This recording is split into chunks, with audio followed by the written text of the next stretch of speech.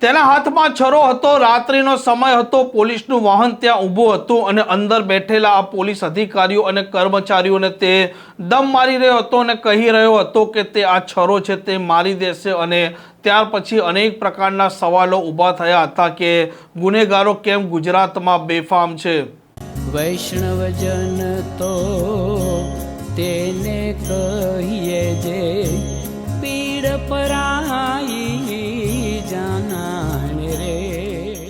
નમસ્કાર, આપ જોઈ રહ્યા છો નવજીવન ન્યૂઝ અને હું છું આપણી સાથે તોફિક ગાંચી. ગૃહમંત્રી હર્ષ સંઘવી અનેક વખત આ ગુનેગારો છે તેમને લઈને નિવેદનો આપતા હોય છે કે આ ગુનેગારો ખાખીથી પણ ડરવા જોઈએ, દંડાથી પણ ડરવા જોઈએ અને આ ગુનેગારોના વરઘોડા અને સરઘસ પણ નીકળવા જોઈએ. અને તેમના આ નિવેદનો અનેક વખત આપ્યા છતાં ગુજરાતમાં પરિસ્થિતિ ઠેરની ઠેર છે, કેમ કે અનેક વખત આ ગુનેગારો છે તે એવી ઘટનાને અંજામ આપતા હોય છે તેને લઈને સ્થાનિકોના મનમાં સૌથી પહેલાં તે સવાલ ઊભો થતો હોય છે કે શું આવા તત્વો છે તેમને પોલીસનો કોઈ પણ પ્રકારનો ડર નથી. અને આવી જ ઘટના જામનગરમાંથી પણ સામે આવી હતી, જેમાં એક યુવક છે જેના હાથમાં મોટો છરો હતો. તે પોલીસના વાહન પાસે જાય છે, સંવાદ કરે છે અને તે ત્યાં સુધી કહે છે કે 307 કરવા પણ તે તૈયાર છે. અને આ ઘટનાએ પોલીસની કામગીરીને લઈને સવાલો એટલે ઊભા કર્યા હતા કે આ યુવક અન્ય કોઈને નહીં પરંતુ પોલીસના વાહનમાં બેઠેલા પોલીસ અધિકારીઓ કર્મચારીઓને જ ધમકી આપી રહ્યા હતા.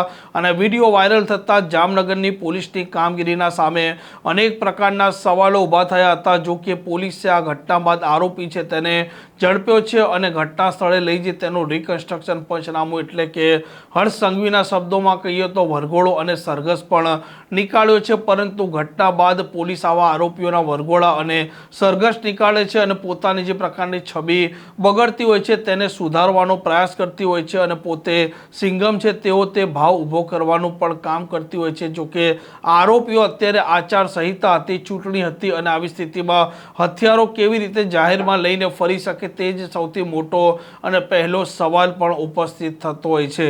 આ પ્રકારના સમાચાર માટે નવજીવન ન્યૂઝ ચેનલ સાથે જોડાયેલા રહો. નમસ્કાર.